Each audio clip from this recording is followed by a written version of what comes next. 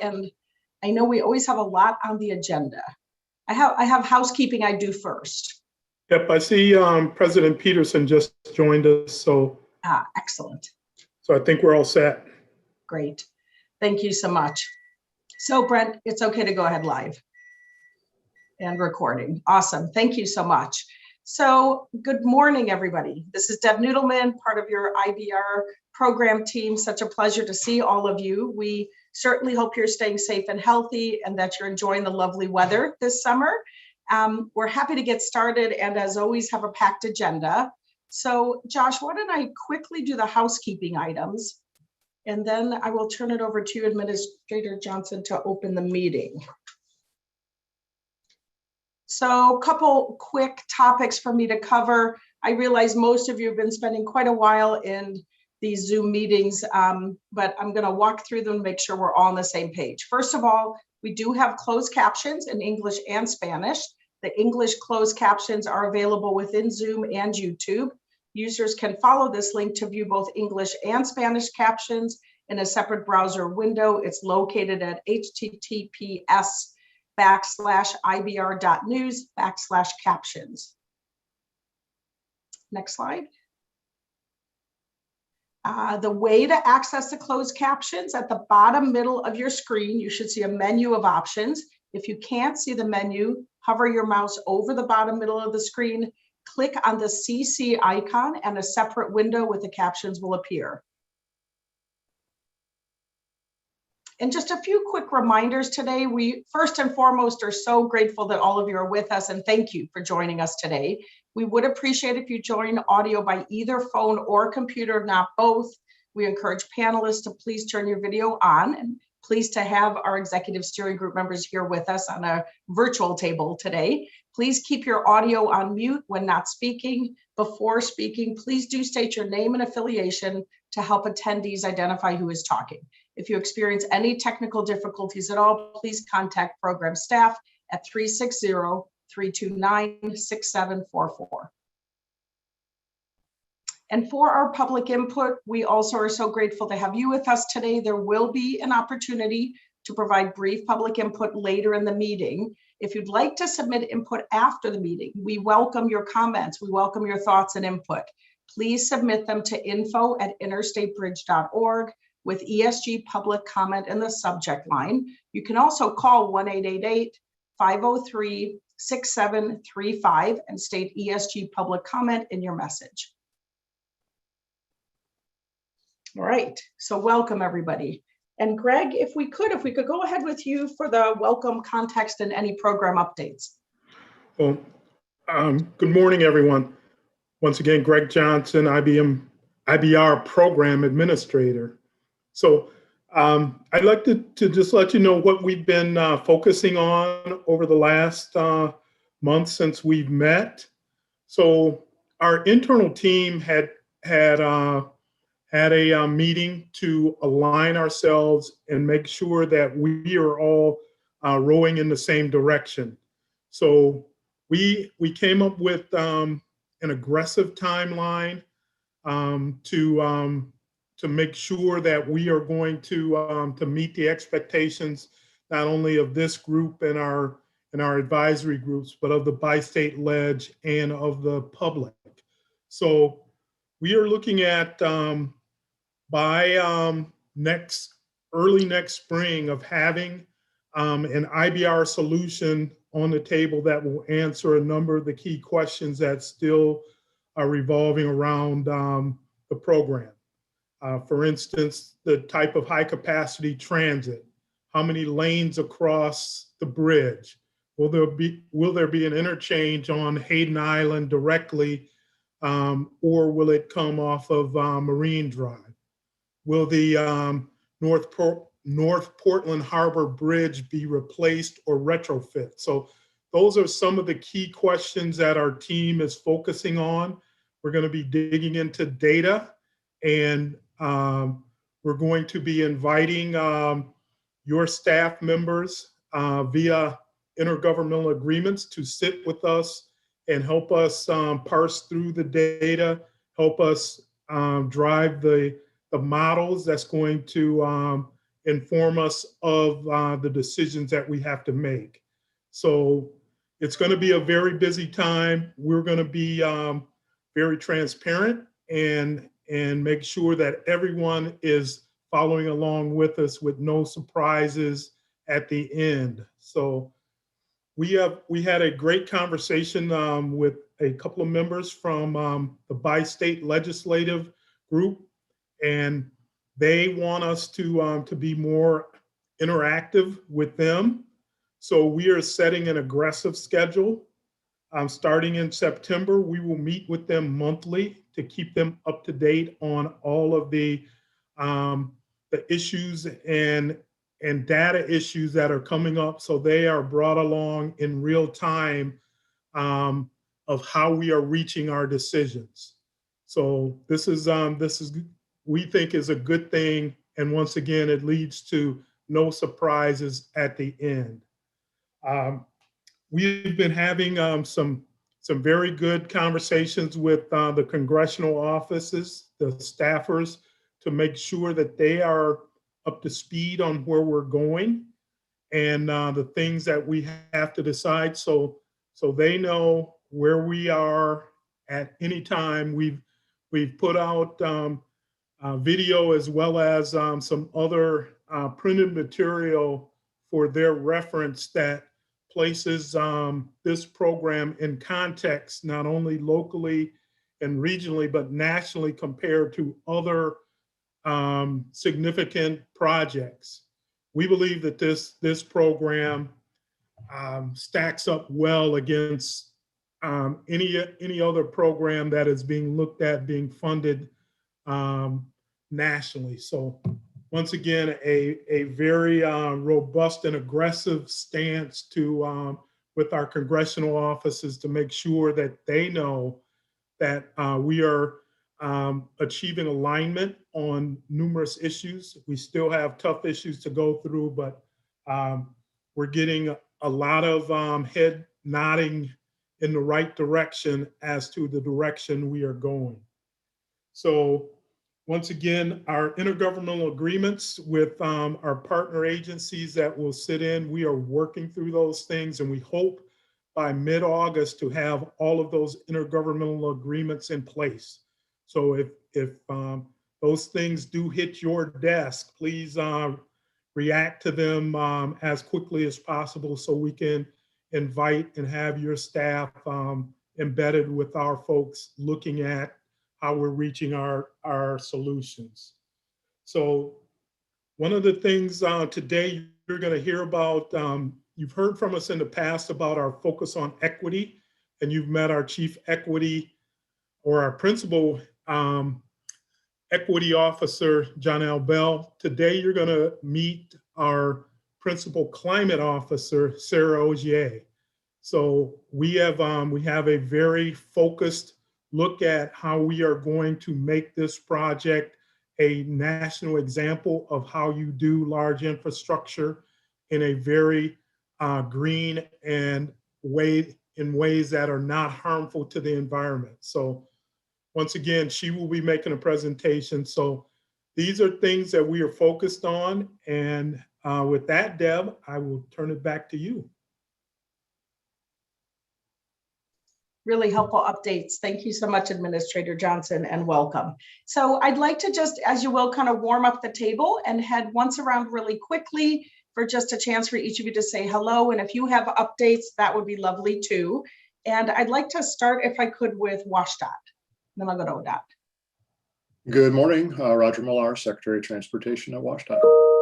Great. Glad to have you here. And ODOT? Good morning, Deb, members of the ESG, Brendan Finn, Director of the Urban Mobility Office with ODOT. Director Strickler sends his best. He's over at the Oregon Transportation Commission that's in session this morning. So good morning, everyone. Great. Welcome, Brendan. And then City of Portland and City of Vancouver. Good morning, Commissioner Joanne Hardesty, City of Portland. Great. Good morning, Mayor Ann McInerney-Ogle for the City of Vancouver. We're updating a set of desired outcomes for the IBRP, and we're almost done with that. We'll finish it up about the end of July, and then we'll bring that back to this group so you can see our focus. But it's mainly on safety, investments to support placemaking, economic development, ensuring that we have that multimodal access and connectivity. And then, of course, efficient movement of people and freight and goods and all of that. But our desires are in line with the purpose and needs of this project, and all of us are trying to support the advancement of our city's equity and our climate enhancement goals. Nice and easy stuff. Really great. Thank you so much. And if I could next to RTC and then Metro. Good morning, Scott Hughes with RTC. We appreciate the rapid movement we'd like to see on this, but also just to make sure that everything is done right. We want to make sure this bridge is done properly, and that's the most important thing, and that our constituents know that, and that although we want to move fast, we want to make sure that it's correct. Thank you. Deb, if I may, I forgot to actually just share a little bit about kind of where we here are at the city of Portland. I am cautiously optimistic that we're moving at the pace that's appropriate. I want to continue to remind Greg that with all the electeds that we have on this committee, you should not be doing those meetings without taking some of us with you. It is important that we as the regional leaders are also the voice in how this project moves forward, right? Love you, Greg, but I think it's much more powerful for you to be in a group that includes elected leaders as we're talking to these decision makers, both at the federal and at the state level. So I'm going to keep pushing for that because nobody can speak with my voice like me. Understood. Appreciate it. Thank you, Commissioner Hardesty. And then next I'll go to TriMet and CTRAN. Good morning, everyone. I am JC Vanetta, Executive Director of Public Affairs for TriMet. Sitting in for Steve Witter today, correct? Yes? Good, welcome. Correct. Yep. And CTRAN? Sean Donaghy, CEO of CTRAN. Glad to be here today. As always, I want to make sure we thank John L. Bell and the work that's being done on the Equity Advisory Team. I continue to hear really just good conversations that come out of that group.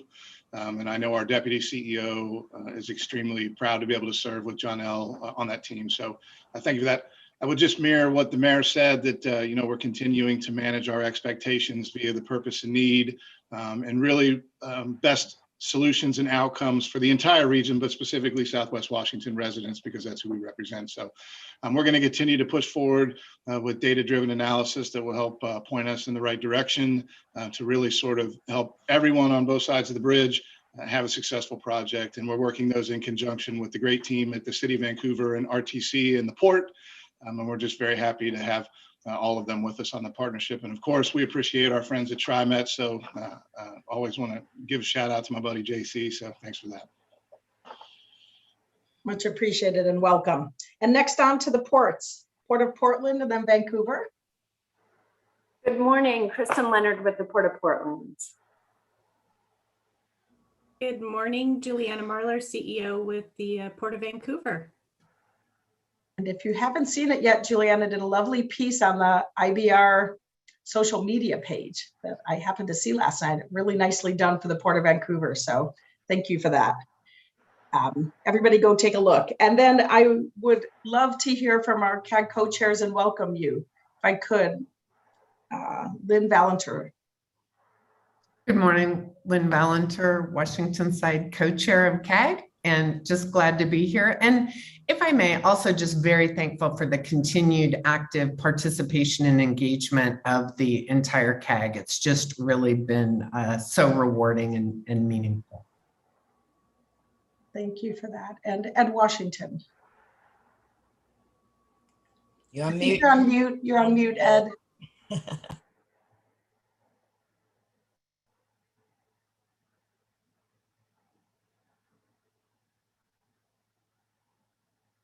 Try once. I think you might be double muted. And I don't know, Josh, if you can. Okay. There you go. Yep. Okay. Can you hear me now? You can. Okay, Ed Washington from the Oregon side. Sorry, I muted you all out this morning. I hope it doesn't get any worse than that. Thank you. Thank you and welcome. And President Peterson, I see your hand up. Good morning. Just wanted to make sure for the record, I'm here. Lynn Peterson, Metro President. I apologize. I didn't mean to go past you. I said it and then kept going. Sorry for that. All right. I think I covered everybody, right? Yes. Welcome, welcome. So let me take just a few quick minutes to get through the agenda and then we'll jump right in. As always, plenty of topics. All of these materials are posted on the website, the agenda, the meeting packet. After the meeting, we'll be posting the slides. But as soon as I finish this piece, we will have, as Administrator Johnson said, a presentation and some time, ESG members, for you to discuss this important topic of framing climate. We'll then move on to a brief update from our community advisory group, hear about progress and some deliverables.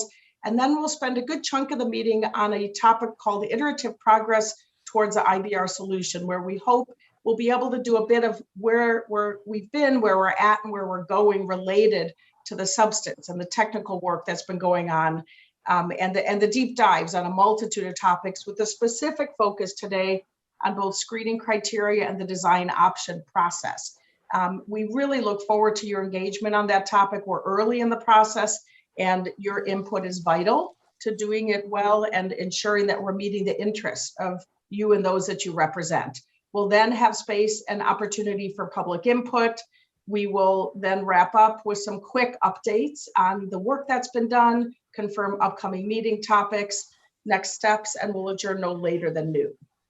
Okay, next slide. Just a couple quick ground rules and gentle reminders. One is honoring the agenda. Next, listening to understand and ask questions to clarify. Please focus on substance and content. We call it soft on the people and hard on the content. And seeking common ground. Go ahead and share the diversity of interests. Tell us when you see the difference. It adds huge value. And also tell us when you see alignment and where there is common ground. And provide a balance of speaking time. If you tend to be a little quieter, please lean in and talk more. If you're talking a lot, please make some space for others. Right, and then just really quickly before we jump in, a couple more pieces to the audience. We're really grateful to have you with us here today. Just that gentle reminder that you will be on mute for listening, whether you're on the Zoom call or YouTube live stream. And if you are interested in providing public input at the end, remember you need to leave the YouTube live stream and jump on over to the Zoom call so we can promote you to be able to speak. And I think that is it. So Greg, I'm going to hand it over to you to get started. Thank you.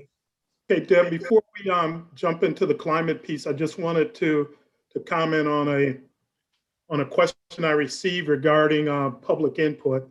And we are purposely, we do not engage during public input, as we want to give the public time to make their voices heard. But I want to assure everyone that we do listen, we take notes, and we do give feedback to folks regarding many of the comments that receive, if they are actionable comments. So it's something that is kind of behind the scenes, but we do respond, and we are taking note of those comments that come in during the public input portion of the program. So with that, let me switch gears. One of the important things that we've heard from each of our partners and from the community at large is that we have to have a program that focuses on not just getting a bridge built, but getting a bridge built that is going to be respectful of climate and the climate issues that surround not only this area, but surround the nation and the world.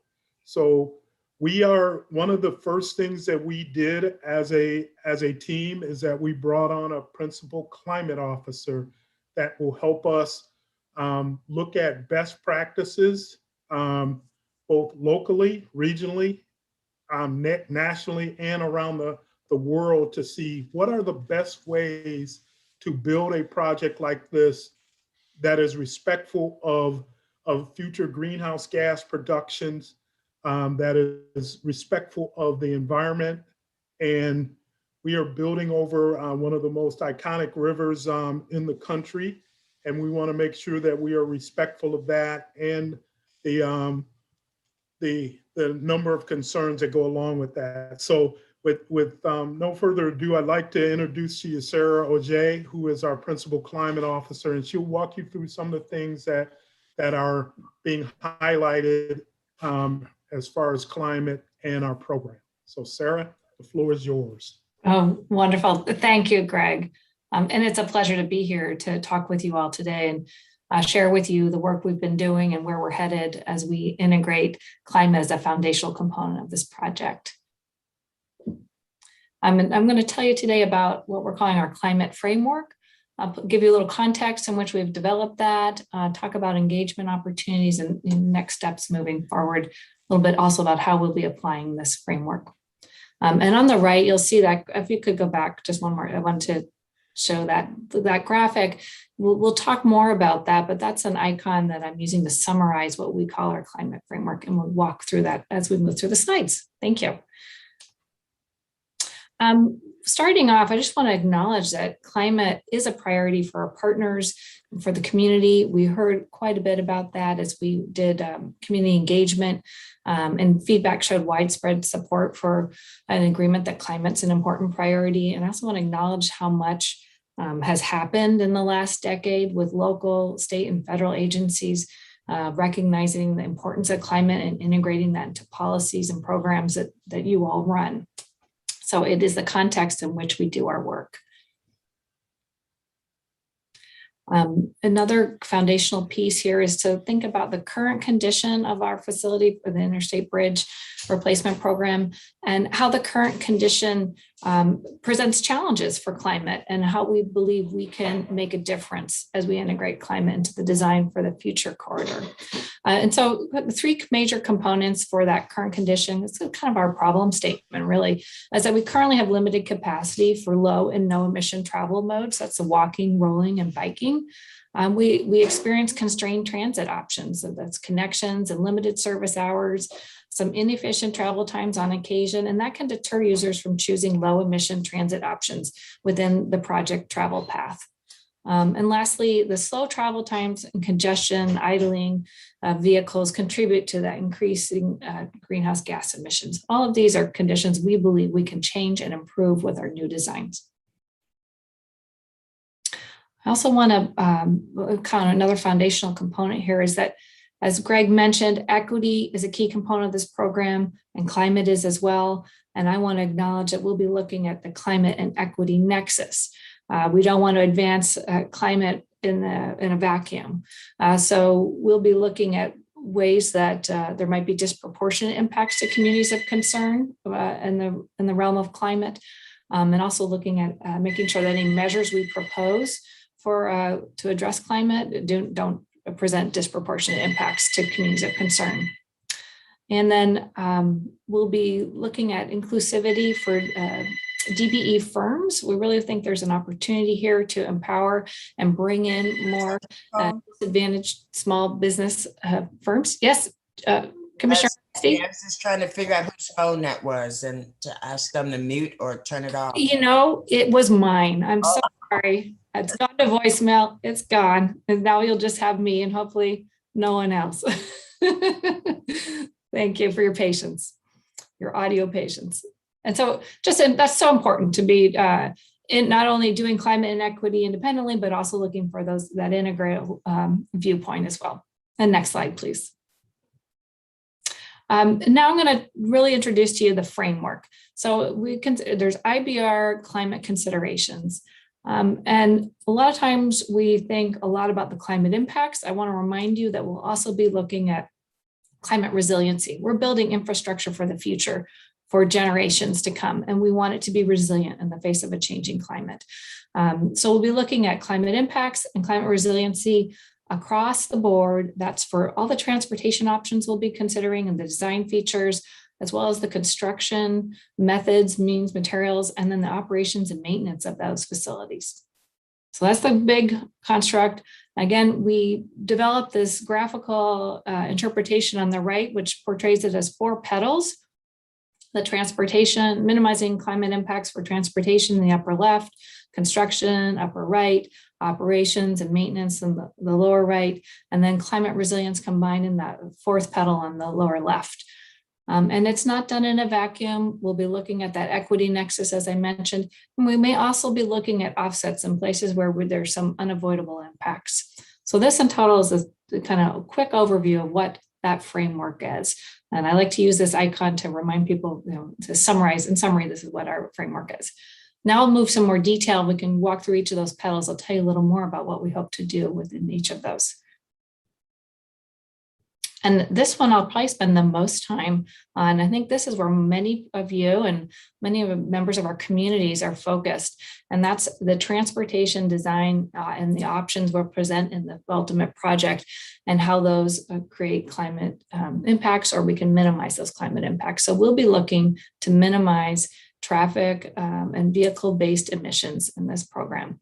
We'll do that in 3 ways. We're looking for opportunities to minimize travel demand or shift that demand. We're going to shift that travel demand to low greenhouse gas modes where possible, and then improve transportation efficiency.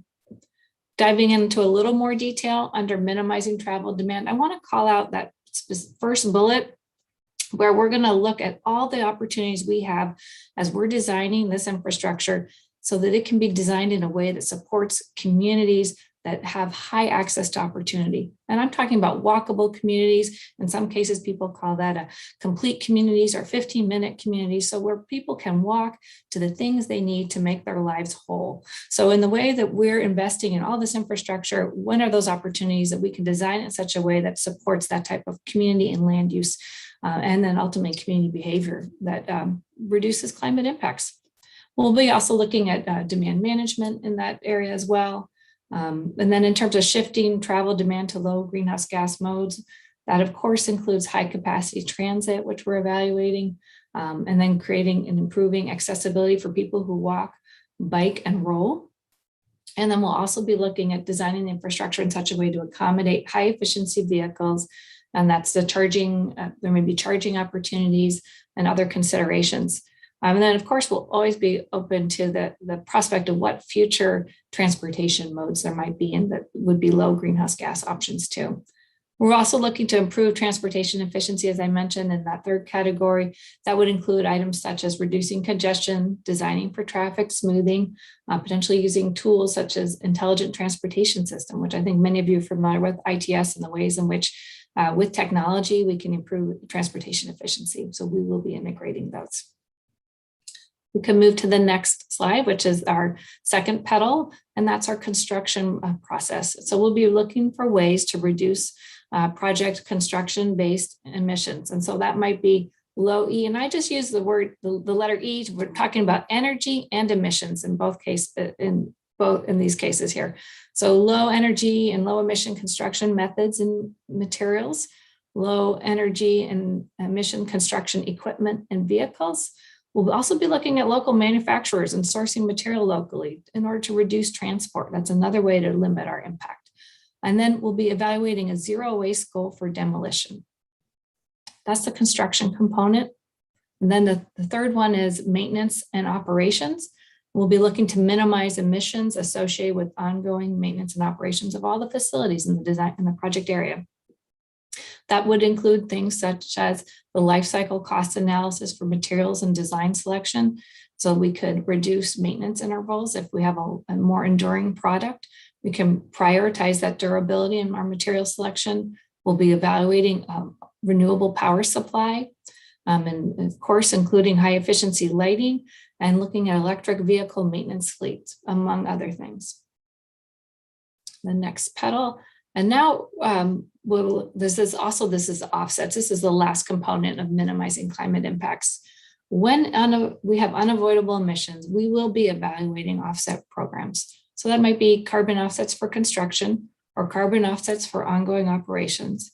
Of course, we'll be creating a robust landscape that relies on much higher than traditional tree planting and tree planting replacement rates within the public right of way. We want to evaluate all those opportunities. I'll pause here for a second because there's just been some really exciting news coverage recently about the impact of the urban heat island and the need for increased vegetation. So I think this may be on people's minds. So this is also on our mind, and we'll be evaluating those opportunities in the project site. Now moving on to climate resiliency. What I've just been talking about is how can we minimize our impact, make a smaller footprint. But I also know that we are moving into the future and there's uncertainty in the future. So how can we be resilient in the face of an uncertain climate future? So we'll be considering potential changes in environmental conditions and how we can design to be resilient in the face of that. That might include things such as increased storm intensities and how we manage stormwater, increased river water elevation. And so what are the implications for bridge footings, boat and barge clearance? All of that will be considered. We'll also be looking at the potential for increased weather extremes, road surface and expansion. Again, I know many of you have seen recent news about implications of our recent heat wave and impacts on roadways. And it's nothing to think light of. It is significant.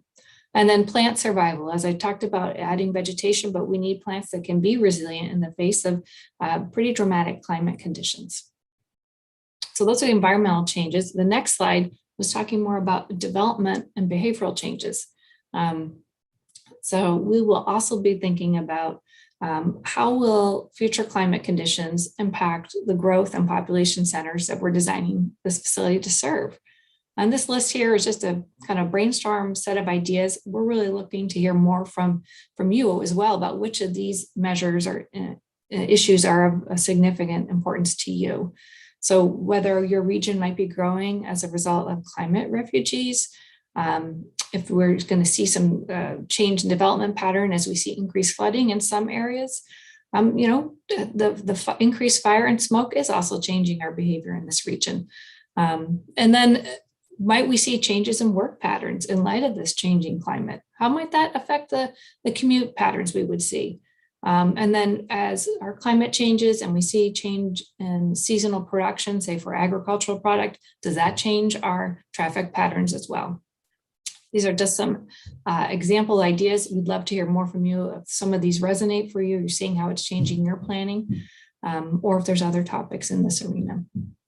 So those are the 4 categories. Let's move down. So that's the framework in summary.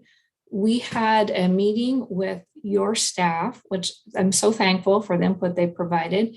We had a listening session with the partner agencies to hear from you all what it matters most, how you're doing with climate action, what's challenging, and what are some of your hopes and dreams. This illustration, which is great, represents the ideas we heard. Again, this is not necessarily all that we propose to do, but these are all things we need to be looking at as we design this project, from electrification and alternate modes to the idea that this could be the greenest bridge in the US. I love that inspiration and aspiration. Implications for clean air. These will be available to you. You can spend a little more time on this, but you can hear what your peer agencies have identified as climate interests for us to consider. And the next slide is another illustration, and this captures the public comment we heard in a recent listening session on sustainability and climate. And here you see some similar issues or interest, for designing for the future of transportation, prioritizing mass transit. I think these are things that matter for your agencies as well, improving bicycle and pedestrian access. And this aspiration, again, that we could really lead and be a shining example in the region. So that is what we are striving for, to create a project that serves us today and for future generations and sets a shining example of a sustainable approach to this type of infrastructure. And I want to invite Greg to add a few words about how we'll be applying climate in total across the project. So thanks, Sarah. So as we look at climate considerations, we want to make this more than just an exercise in just talking and promises. We want to make sure that there are concrete items, no pun intended, that folks can look at and say, yes, this is this is what we see when climate is considered for this program. So you will see that in our designs. You will see that in our screening criteria that we'll be looking at. How do we screen different design options coming forward to make sure that climate is taken into consideration? We will have performance measures to which the program will be measured against with a dashboard that folks will be able to see how we are doing in real time with a number of the climate framework things that we are committed to. And some of that commitment will take the form of intergovernmental agreements, potentially community benefits agreements that speak to what the public wants to see from us in the climate realm from this program. Once again, the environmental impact analysis and mitigation. Sarah talked about a few of the things that we can do. We know that we also can do offsets outside of our program footprint to create plantings that will help improve air quality overall in the region. You will see construction specifications and procurement strategies that will help address climate, that we will score some of our contractors on how well they can adhere to our climate framework, our climate blueprint. And finally, the program commitments, once again, being solid commitments, not something that will change day to day, week to week, or even year to year. These are things that we will commit to and only enhance rather than going backward on those commitments. So those are the ways that we are looking at applying the climate framework to the overall program. So I'll kick it back to Sarah for the next slide. Right, and I'll just pause it if I could on this slide and just say what an honor it is to work with Greg and a client base that is so committed to climate from the get-go, from day one, working with us. You could see the commitment and interest, and then to also to work with peer agencies like yourselves who have such a strong interest in exploring these opportunities too. So it's very exciting to work on this with you all. Well, the next slide will tell us a little bit about what's coming up in the next several months. And I see there's a hand up. Do you want to take that now, Deb? Why don't you just do your wrap-up slide and then I'll open it up with the president. Sounds great. Thank you. So between June and August, we'll be working with agency partners to develop and draft this climate framework components, build on what I've just shared with you, if there are additional elements, and begin really looking at how we apply that. On August 5th, I have the opportunity to present to the community advisory group the framework and get some feedback from our community advisors as well, which is such a key component of this program to make sure our community is well engaged and we're integrating their feedback. And then between August and September, I hope to be able to go to the equity advisory group and also engage them with this and look at the nexus between climate and equity as well. And then from September through to December, at the end of this year, we'll continue to work with your partner agencies, and with our team to finalize this framework and use it to develop screening criteria and design options and evaluate those options, and then also develop performance measures for the program overall. So that's what we'll be doing in the next 6 months or so. Great. Thanks, Deb. Thank you so much. Thank you, Sarah. Much appreciated. Sure. A lot to cover, a short amount of time. So if I could take it to questions, and you go ahead and take down the slides. Thanks so much, Josh. So President Peterson and then Commissioner Hardesty.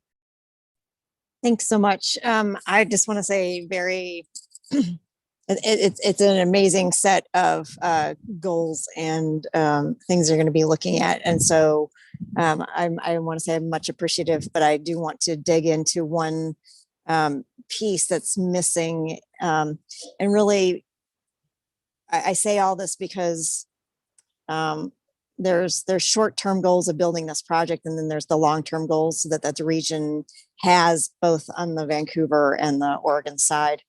In terms of not just minimizing GHG emissions in this corridor, but severely reducing them, right? both because obviously climate change, this heat dome has brought it to the forefront, but also because of the health problems within this corridor due to GHG emissions. Minimizing isn't good enough. Severely reducing is how this project is going to have to really think about it. And our combined bi-state region here really, it has put a lot of time and energy into our land uses and how our land uses contribute to the overall reduction of vehicle miles traveled. In other words, how far somebody actually has to drive if they're going to drive, which also plays into our racial equity goals because of accessibility. And you've brought these issues up, but not in the way that I think our region talks about them. And I think it's important to put it back into context, and that is that this project is going to have to show how it plays a part in helping the region meet the land use goals, right? Not how land use can help this project minimize it. It's a system. And so what I'm going to be looking for is how does this project play a role in helping us meet our land use goals, which then help us over time continue to work on our GHG emissions reductions. So there's the short-term hit, and then there's the other, 40 to 50% of GHG emission reduction, which comes from making sure that our land use and transportation system are actually working hand in hand. And the transportation system has to serve the land uses in order for this to work. Thanks. Really thoughtful, thank you. And Commissioner Hardesty? First, I want to thank Sarah for her incredibly detailed report. And I want to start with that though it sounds like you've put a lot of thought into where we are right now, thinking about the climate. But for me, I think the biggest driver in the climate impact will be congestion pricing and how that program is implemented. And though I saw you had a leaf over in a corner that was cut off that talked about mitigating the cost that could be attributed to this development, I didn't see anything about actually climate justice would actually make sure that people who haven't been pushed out to the edges weren't forced to pay an arm and a leg to come back into the inner city. And so I think we need much more specific, you know what I'm trying to say, specific information about really what does that look like, and what would climate justice, what would a project that was looking at climate through a climate justice lens, what would that look like? I am concerned also, I share Chair Peterson's concern about no mention of actually reducing greenhouse gases, but merely because again, we have goals that say we want to reduce it by 50%. So if we're just not increasing it, it's not the same as reducing it, right? So this project has to be measured based on reducing the amount of greenhouse gases that are going to be poisoning our community. Both at the state, local, and regional levels on both sides of the river, we have set goals, and this project must help us achieve these goals. This project is short-term, but our goals are long-term. And if this project doesn't help us meet those goals, we're not going to be able to be in alignment. And so again, the fact that we're even talking about climate is huge, because I don't believe the last Interstate Bridge Committee talked about climate mitigation at all, or climate justice. And so I think we are moving in the right direction, but we must be more specific, because if it's not measurable, we cannot hold people accountable to the outcomes. Thank you, Commissioner Hardesty. And to Secretary Millar. Thank you. And thank you, President Peterson and Commissioner Hardesty, for your remarks. They were spot on. I completely agree. I do think we, though, need to be thinking about, ask not what this project can do for you, ask what you can do for this project. What are we doing in partnership? Because the traffic on the bridge stems from land use decisions that have been made in both states. And the truck traffic on the bridge and the rail traffic in the corridor stem from decisions that have been made in both states.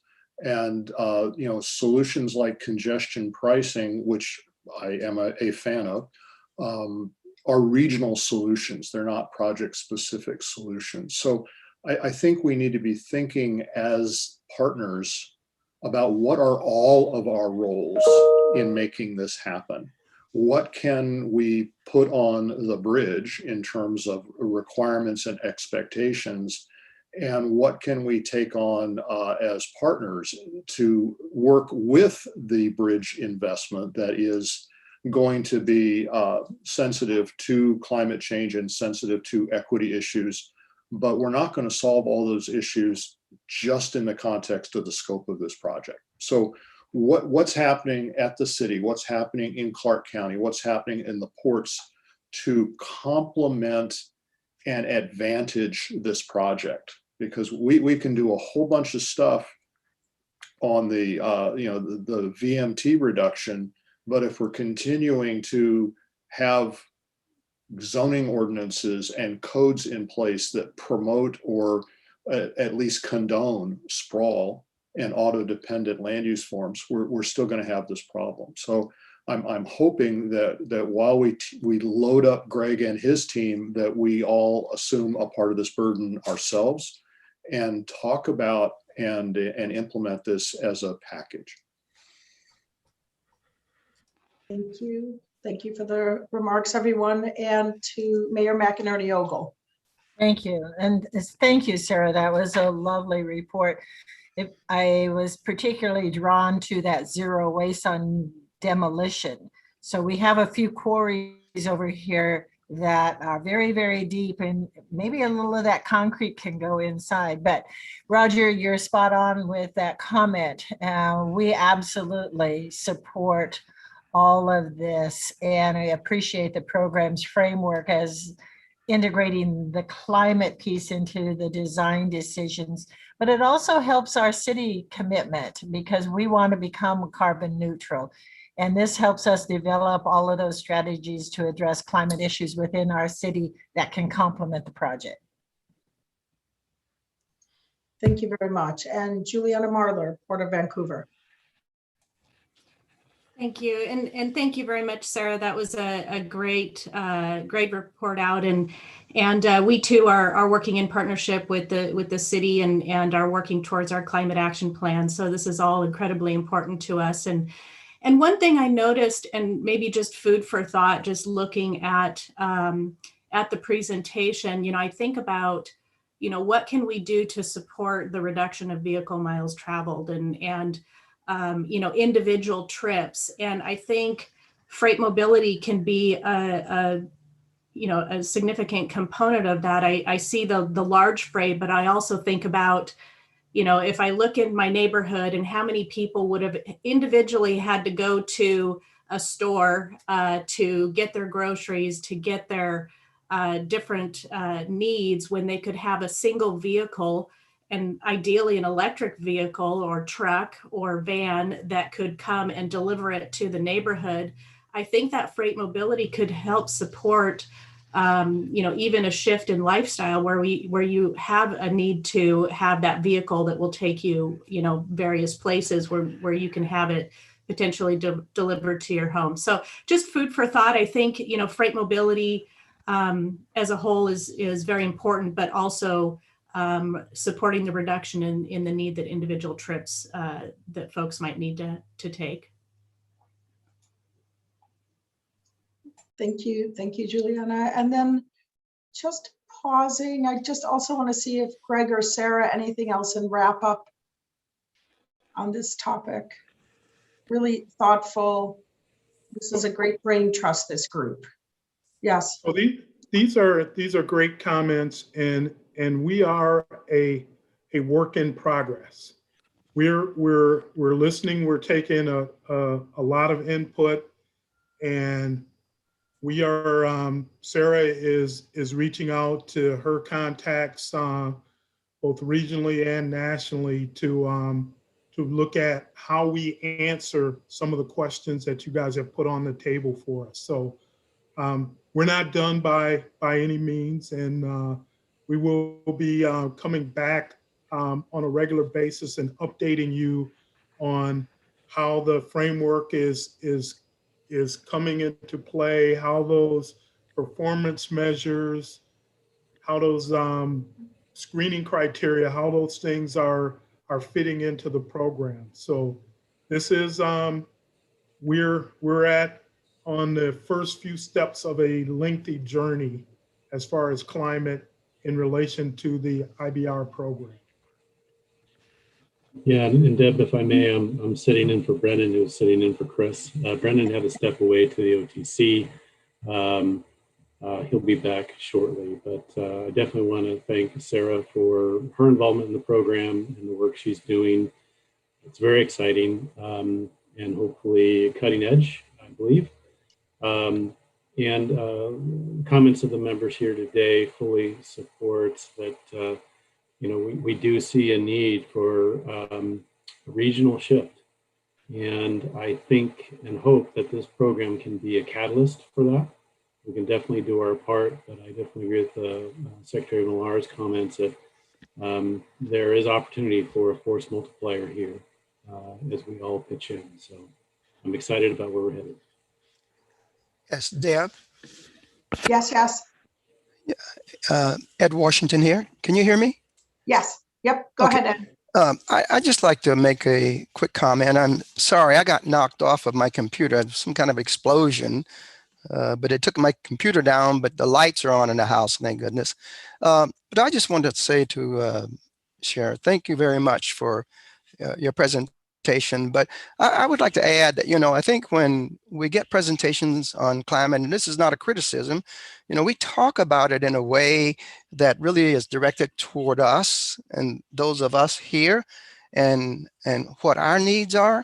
And I think that after this last week, 116 degrees, we need to be able to make sure that we're saying these things in a way that it really reach people. I just happen to have about 5 blueberry bushes in my backyard. And honestly, they were gorgeous this year. And I went out after the 116 and every berry on my bush is gone. It looks like somebody has taken a blowtorch to all of my vegetation in the backyard. And I just think that we need to let people know that it's real, but it can't be. We can't tell them that in a language that they may not understand. It's got to be pretty straightforward and pretty simple for them. And we know that climate is changing, and it just didn't start now. When I lived in Vanport, we saw the impact of the Columbia River, and that was 70 years ago. And here we are today, and things are tougher. So I just hope that we will, and I thought about my blueberry bushes, but then my first thought was, what are the growers going to be going through? And they were hit just as hard. And I think we need to say that. I think this is as much a part of the bridge because they've got to get their products across the bridge if they have them. So not a criticism, but just saying, let's not forget the citizens out there who may not understand it at the same level that all of us do, okay? Yes, you're here, Ed. Thank you. Commissioner Hardesty, and I see President Peterson, go ahead. Thank you. I will be really quick. I would be remiss if I did not say that as we're thinking about, first I gotta say, Ed Washington kind of threw me off of what I was gonna say, because he actually reminded us that we are in a climate emergency, right? And what we saw a few weeks ago, what we saw in the wintertime, right? Are you guys forgetting that snow, right? And so what we know is our transportation system today fails us in these climate emergencies, whether it's our tracks being covered, whether it's melting wheels and wires.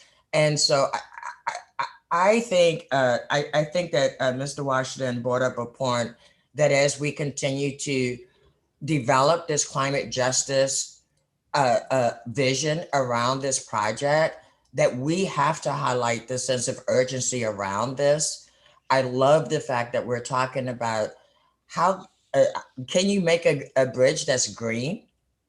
What does a climate resilient bridge look like? What are the materials? How resilient will it be, right? What does that look like? I agree. I actually, at first I was like, just stopped by what Mr. Washington said.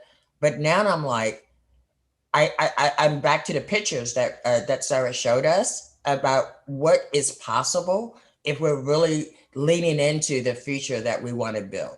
The climate resilient future, the future that has multimodal transportation options. If that's really where we all want to go, we can't help but do that right now with this project and every other project that comes in front of us around transportation. So I'll stop there. I was inspired.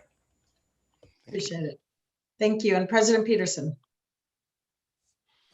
I also wanted to follow up on Ed's comments because they have been roiling in the back of my head.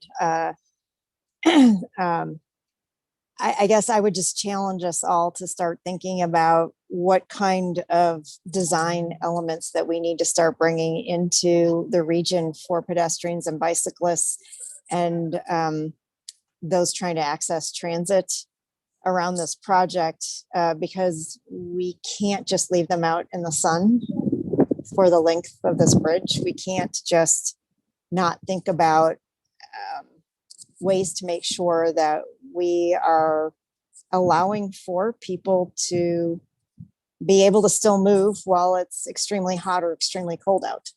And I don't have specific ideas. I just know that in southern states and in northern states and provinces, that there are probably some very good examples of things that we could just start thinking about including in our projects, so that our customers and clients who will be using this bridge, the users of all modes, are taken care of in these extreme conditions.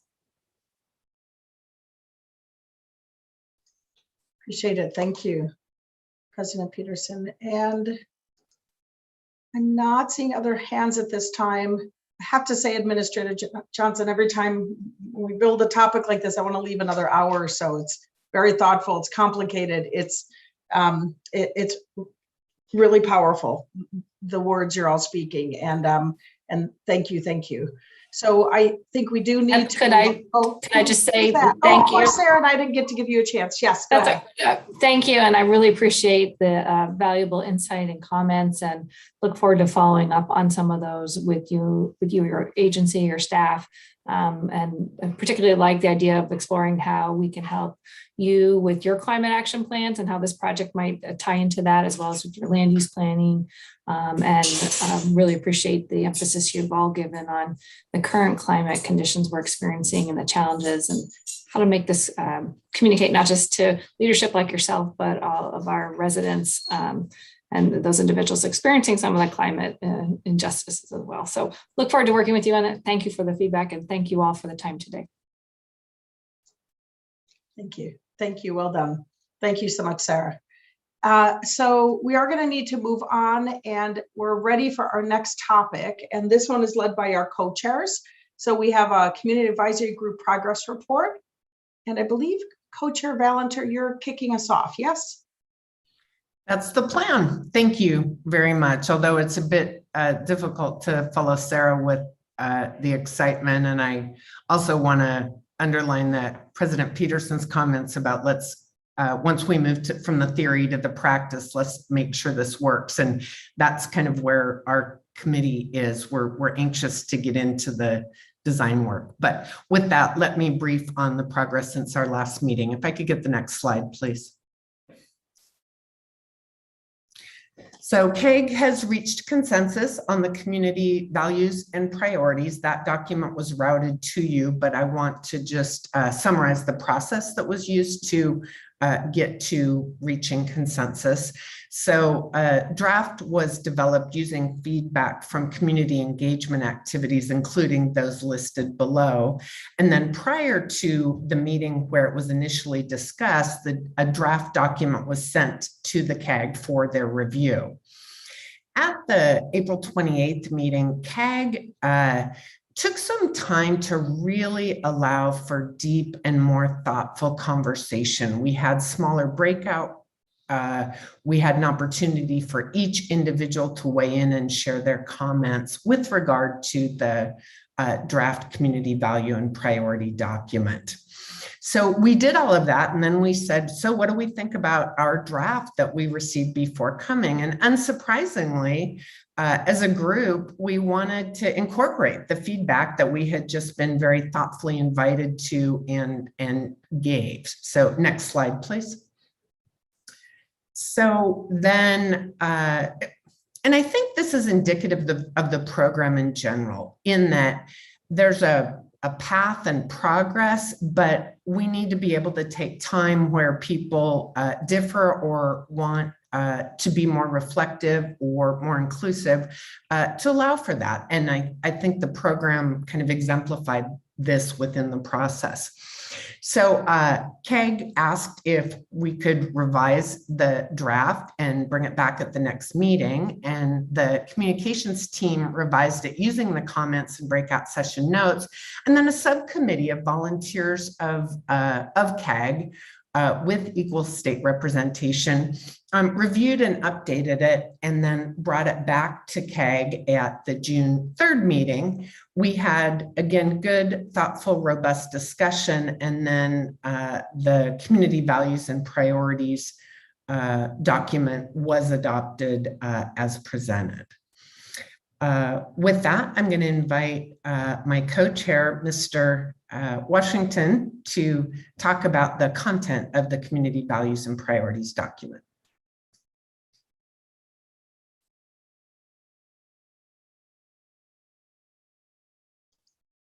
Ed, you're on mute.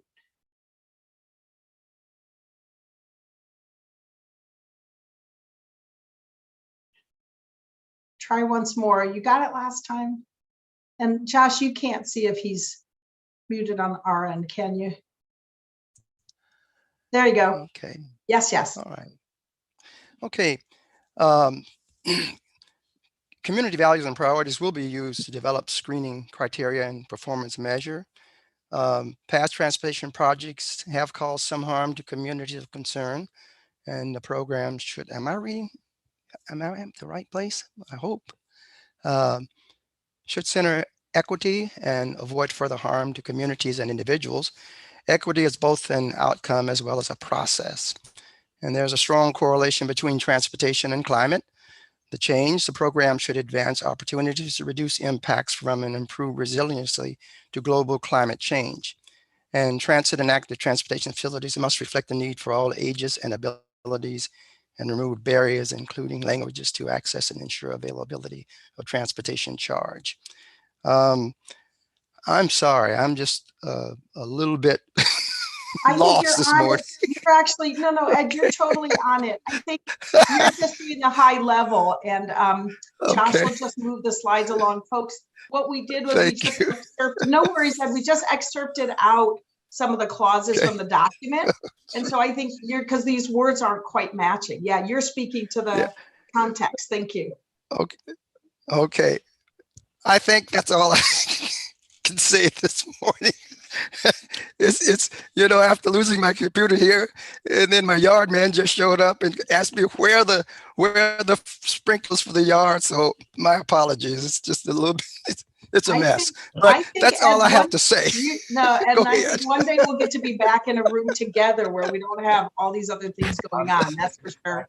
We feel your pain, I promise you. Yeah, well, please do this morning. And I've always said to you all, it's such a pleasure for me to be part of this. But having been away from the Metro Council for a couple of days, You know, I'm still working on when I'm around you all. Y'all make me nervous, and I don't know why. You are at the top of the heap here, Ed. For sure. So it's a wonderful experience, but every time we come to me, I say, "Oh no, I've got to deal with my peers now." So thank you for your patience and just letting me get back into this stuff. You know, back in the day, you reach a certain point where it's fine. But thank you. That's all I have to say. Bye-bye. Thank you. Co-Chair Okay. Washington, you are a leader in all ways. Let me head over to Commissioner Hardesty, and I'm going to come back for the wrap up on this piece. Go ahead, Commissioner. Oh, I'm so sorry. No, I had actually misread. I was trying to figure out, I thought it said that congestion did not impact personal vehicles, and I misread it, but it's fine. I answered No worries. Thank you. There you go. Thank you for that. And to Ed and to Lynn, and help me with this, but there's just a couple slides here that show highlights out of the document. Is that fair to say, right?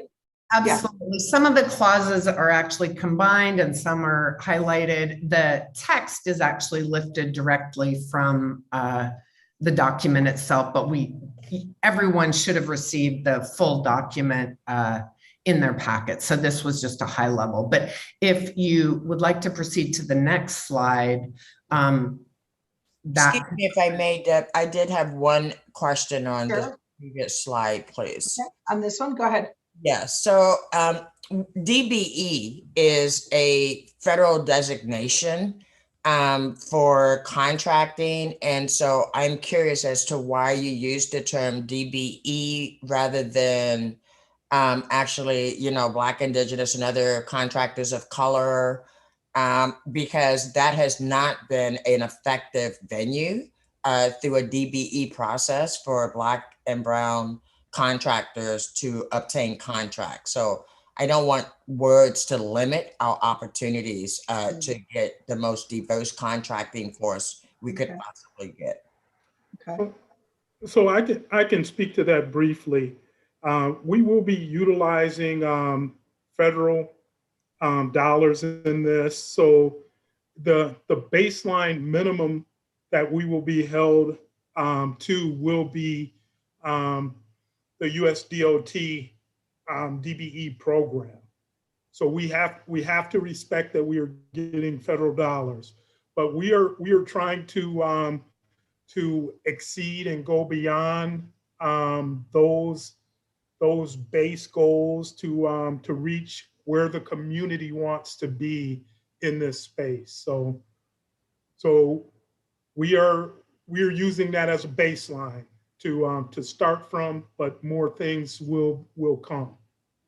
Thank you. I appreciate that clarification, Greg. Yes, as long as we're not limited by that language, I am aware that we'll be seeking federal resources to assist, but I just don't want that language to limit the opportunity.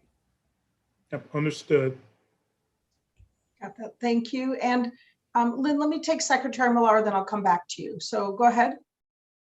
Thanks. I just wanted to build on Greg's comment.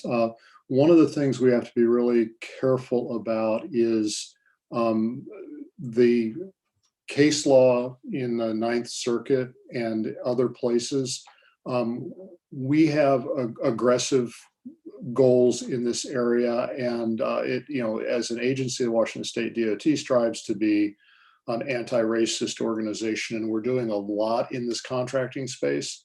There are a lot of people in this contracting space that push back. And so while we seek opportunity after opportunity for businesses to participate in this program, we have to do it in ways that are consistent with and speak to some of the case law that exists out there. We're careful about what we do, but the goal, as Greg said, is to do absolutely the right thing and as much as we can with the investment that's going to be made in this project. So, thanks. I really appreciate that comment, Millard. But what I've experienced is that if the feds say 5%, we do not utilize people of color or women in any other part of the contract. And there's no prohibition to using people of color contractors when white contractors don't get extra points. What prevents that? Yeah, and again, we have done things at the Washington State DOT, and I'm sure my colleagues around the table and other organizations have done things as well that build on that kind of floor, if you will, that the federal government sets. Our apprenticeship program right now in Washington State, 45% of the men and women are in our apprenticeship program are people of color and minorities. So we're bringing people into the construction trades. We set a DBE goal at WashDOT. It was 11%. It's 19% now. And we have also, on top of that, on our state-funded contracts, put a small business goal in place because all of our minority and women-owned businesses, by definition, are also small businesses. So there's lots of ways we can do this. And our agency priority, and again, this is a partnership, so other agencies involved, but the agency that I'm privileged to run is looking to exceed these goals, not meet the minimums. Thank you so much. I'm looking forward to meeting with you and the mayor, I think in a week or so, and we'll have more conversation. I think we may be able to share information across the river that actually helps both of us improve our outcomes with these contracts. So I look forward to learning more. I look forward to it as well. It is kind of a homecoming for me because I started my career at Peabody. So. Oh, too funny! But everybody starts their career at Peabody. I'm finding out. Another great benefit of this program. Thank you. So Thank you. If I can just add, yes, go ahead, Greg. If I could just add one other comment. We recently took a team from the IBR who was concerned about equity and DBE issues and went to speak to Sound Transit up in Seattle as a national leader in that space. So we are reaching out to a number of different organizations around the country. Our plan is to also talk to LA Metro, who are doing some impressive things in the equity and the DBE world. So there will be things such as the choice of how we deliver these programs, whether it's low bid, whether it's it takes into account other things that we hope will meet those goals of making this a more robust program for involving folks who have traditionally not been a part of these type of programs. Really good, really helpful, everybody. Thank you. And Lynn, to you, I know there's a little more for the wrap up. Yep. Yes, thank you. Last slide, please. Last slide of my section. Oh, next slide. One more. There we go. So if I may, so what? Community Advisory Group has been working on this document, has invested a great deal, has revised, has discussed, has small group. And I think we can't emphasize the importance enough that this is that these are our values and priorities. And so how will they be used? Community Advisory Group is not involved in every single aspect of the entire project.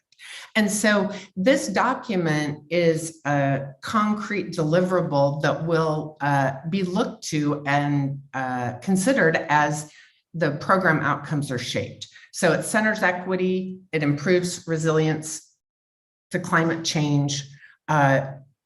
Particular emphasis, one of the revisions was about leadership and cooperation between bi-state partners and what does that look like? Highlights community engagement. And then as we continue to developing the performance measures, this document helps inform what are the performance measures, how will we measure those, how will we hold ourselves accountable, and then define screening criteria. So this is a big deal. And I just want to say to the group here and the program team that we appreciate the opportunity to really highlight and take some time so that all of you can understand the work that went into this, the thoughtfulness, and all of your comments help highlight the importance of some of the choices that have been made. And so with that, that concludes our presentation. And thank you, Ed, for being so eloquent. I think you overstate your nervousness. You're always terrific. Really great, and really important having that that tethering this piece to the rest of the program, and the importance of that, and the fact that this is not a document being put on the shelf. This is a document that will be living and working and applying these core values that are really articulated explicitly by the community advisory group. That is a really diverse and powerful group of people too. And it's this synergy that we're looking for across these advisory groups and bringing all that energy together. And Lynn, we just can't thank you and Ed enough. I know Ed had to go off screen for a little bit, but you are a bridge, the two of you, and you're this really, I'm sorry, but the word fits, this important connectivity, and your responsibility is felt mightily. So thank you, Lynn and Ed both. Yes, just really lovely. And so this just great discussions today. You're going to hear me say this every time, team, but I wish I had 3 hours with you. I only get 2. So what we're going to do next, is I keep hinting about that, is head to our last topic of the morning. And Greg, you're going to get a brief introduction, and then we're going to try really hard to get this information out as efficiently as possible. It's really important information, but leave some time still for the group to talk. Go ahead, Greg. Deb, before we start, I think Juliana had her hand up. Oh my gosh, I have lost some of this. Did you, Juliana? Nope, I'm good. Okay, phew. Okay. Good. Thanks for checking though, Greg. Go ahead. All right, so I spoke earlier of it is important for our team to have internal alignment about where we are going and meeting critical dates. So we had an alignment session back last month to align ourselves to what's going to be important for the team to put forward, and the dates that are going to be critical to moving this whole program forward. So we met and we talked about the critical questions that need to be answered that will inform what we submit to our federal partners for their reevaluation process. So this was incredibly important for us. We did an in-person meeting, and it was tremendously productive. And so the next section you're going to hear about is how we are progressing, how we are going to get to those decision points. And we know what we have to do, but the how we are going to do it is tremendously important. So for that, our Deputy Program Administrator, Frank Green, is going to walk us through how we're going to get there. So Frank, I'll turn it over to you. Thank you, Greg. And so I know everyone has seen this graphic. I think we've shared it a few times. You know, the goal is looking to try to get to construction by 2025, and that we're really kind of in this program planning and environmental phase. And we're really hoping to just kind of dive in a little bit more, working very closely with the staff from all of our agencies here to develop the how. And so next slide, please. As Greg mentioned, some of those kind of North Star targets that we currently are working toward is that we have, as mentioned earlier and in previous meetings, an integrated program that is looking for a multimodal solution. So that is a new river crossing over the Columbia River with high capacity transit, interchange improvements that are needed to address the purpose and need, and then active transportation improvements. And we'll talk a little bit more about those here in a minute. Some of the other things that we're really looking toward with trying to get to that 2025 timeframe for construction is trying to work with our partners and work with this committee and work with our advisory groups to get to an alternative, an identified alternative by the end of the year, so that we can begin to that consensus process of getting that alternative or that IBR solutions moving toward the NEPA work. We know that evaluating high capacity transit options is needed with some of the changes that have occurred. And as Greg had alluded, one of the key things that we're looking into is the North Portland Harbor I-5 bridge. And so really next, I'm going to try to dive into a little bit of myself and Chris Regan will come on. We'll talk a little bit about the how we're going to try to meet these targets. So next slide, please. And so the graphic that's at the top of this this slide is a graphic that's been in our newsletters on our website. You know, it really shows that community engagement throughout the program will be imperative. It has shown the kind of the program launch and the planning occurring, you know, in 2021, and then the environmental process starting in 2022. But really diving into that a little bit more, trying to show the work that is needed, the overlapping work that is needed to be able to get to that environmental step. We know that a lot has changed since previous plans have worked, and we know there's a lot of data that we need to obtain in order to be able to work through the different design options, work through what's changed, and ultimately get to a IBR solution. And so the kind of blow up part on the bottom of this slide that really kind of illustrates what's going to be happening in the remainder of 2021 and into 2022, you know, working from left to right, it shows that we'll be working with the staff from all of our partner agencies and our advisory groups to identify design and transit options that will look to address some of those changes that have occurred. We will be defining screening criteria, and Chris Regan will talk a little bit more about that here in a minute. And then we'll be doing the work to actually, you know, engineer and plan those design options with the ultimate goal of obtaining data for screening. Now, we can obtain some data now, you know, existing data and data that is how some of the previous plans perform. But really, we do have to do some engineering and planning work on some of the new design options that we may look at to address some of the things that have changed in order to obtain data for that. Once we've obtained that data, we can begin to kind of screen the different design options to ultimately determine what a draft IBR solution could be. And then we'll begin the process to work with this group and really work to try to get to a consensus of what an IBR solution could be, so that we can move into a NEPA reevaluation next spring. Now, throughout this process, we're going to be engaging our equity and community advisory groups, as well as looking for public engagement throughout the process. Next slide, please. And so really what this graphic is showing, and just to kind of lay out the graphic for everyone, Portland and the Oregon side of the river are on the left-hand side of the screen, and Washington and Vancouver on the right-hand side with the river in the middle and Hayden Island.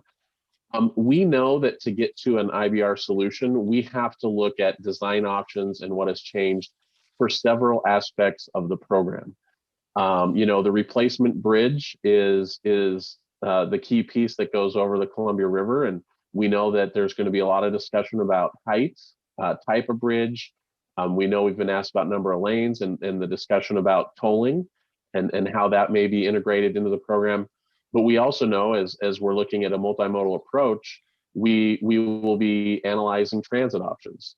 We will be seeing how to integrate active transportation into the proposed design and design options that we'll be looking at. And then, as Greg had alluded to earlier, one of the key aspects that we'll be looking into is how do our interchanges that are in very close proximity to this replacement bridge, you know, need to be addressed to meet the goals of the program and the purpose and need. And so, like I said, we'll be looking at design options that will address things that have changed since previous planning, but we'll also be looking at some of those previous plans to determine what best ultimate design option in each location for each one of these key elements of the program will be. And so with that, as I said, we'll be working with the staff from all of the partners and the advisory groups to develop this list, to work on the list, to gather the data. And that data will ultimately kind of be fed into the screening criteria, and to try to dive a little bit more into how the screening criteria will be developed and how it will be used. I'll turn it over to Chris so that he can walk through a little bit of that. Thanks, Frank. Good morning. Name's Chris Regan, Environmental Manager for the Interstate Bridge Replacement Program. Great to be with you today. Until Deb gets her 3 hours, I'm going to talk really fast, so try to catch us up a little bit. First thing that we're going to do is look back at some of the slides that we've talked about before. Very important as we talk about the NEPA pathway to understand that there are design options and there's an alternative. And so our design options are specific design choices that address physical or contextual changes. We're going to consider those on their own and in relation to each other. Together, all of those components, all of the design options come together, combine to a single alternative that we are going to be looking at for the Interstate Bridge Replacement Program. That alternative is going to address the identified transportation problems. Next slide, please. And so what we're doing right now to inform program performance and where we're going, and therefore what we need to do with our design options, is we're drawing from an incredible amount of information. We've got over 10 years of data from previous planning efforts. That includes purpose and need and vision and values. You've heard conversation today about the climate framework. You've heard previously about our equity framework. We had great presentation about our community advisory group and the community values and priorities that we're drawing from. We're also working with our agency partners, and I can't say enough the value and the gratitude that our program has for the engagement and input that those staff are providing to us. We're reaching out to technical experts in your agencies and abroad, trying to get as much information as we can to make sure that we're informed as we move forward. And as Frank said, there's an underlying pinning of community engagement throughout our entire program. Together, all of that information is going to help us ensure that we're meeting our needs and we've got the performance that we're looking for. At the highest level, program outcomes, we're looking for observable and measurable accomplishments. One level down, program level performance measures. Those really are indicators that we're going to use to measure the Interstate Bridge Replacement Program success over the entire lifespan. And then, as Frank alluded to, and really the focus right now that we're getting into, are looking at the design option screening criteria. These are requirements that are used to assess the trade-offs or the potential impacts among the design options that we're going to consider. Next slide, please. So a good example of that at a higher level, we'll look at equity. And these are very early, and we're looking for input, and notwithstanding the great conversation we had earlier about the DBE firms, this will be updated next time you see it. So at an outcome level, we might talk about promoting economic empowerment for communities of concern. So some performance measures that we're looking into are percent of construction contract values awarded to DBE firms. And again, we can expand that further based on this conversation, work of our equity advisory group going forward.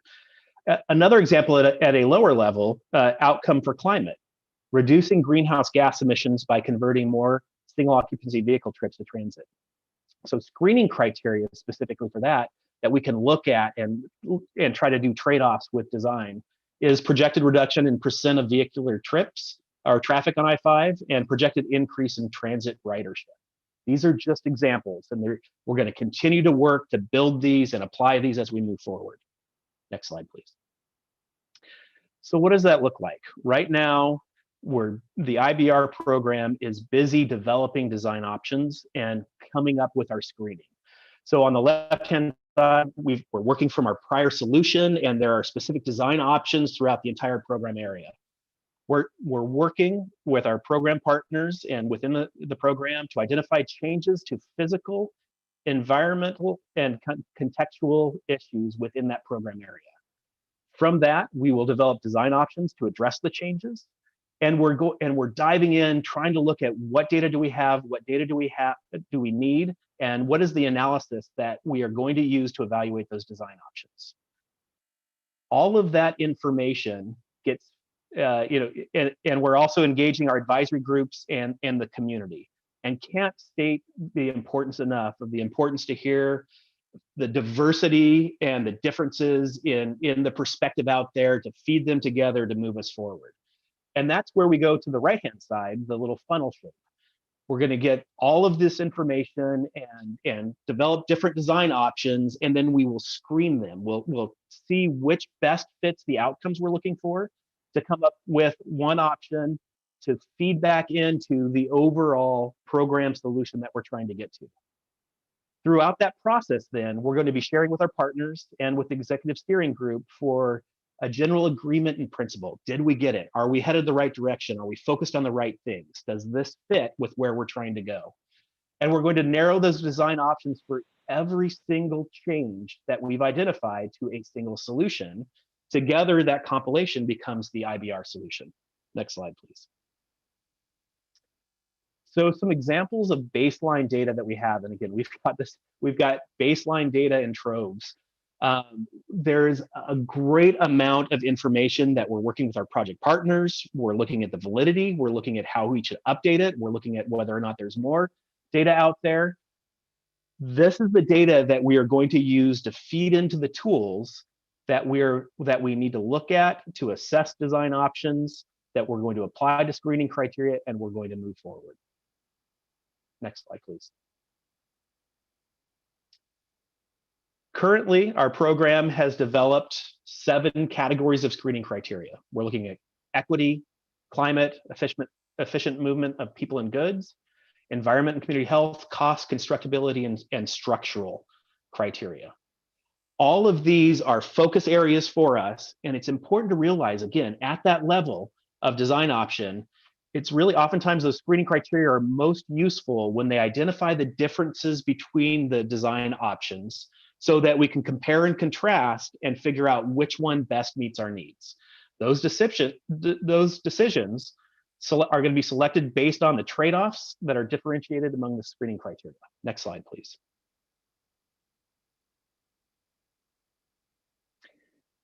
And we want to do this within geographic context. So what you've got right here is a screenshot of a really early example of some data that we're feeding in to ArcGIS as a geographic tool, that what we're trying to do is we're plugging in data, and as more data comes available, we'll plug it in. We'll be able to overlay design options here, see how they touch the resources, what the trade-offs are, and be able to move forward.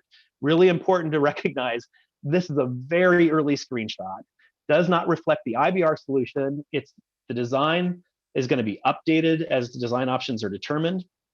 And it's going to be informed by our work with our partners, and the information that's in here that we'll have conversation with our partners are going to help us lean forward to figure out what are those trade-offs, what are the impacts, and how do we advance. Next slide, please. So where are we going now?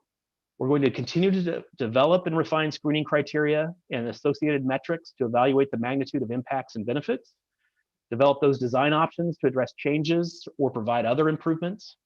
We're going to inform the design option development with screening criteria.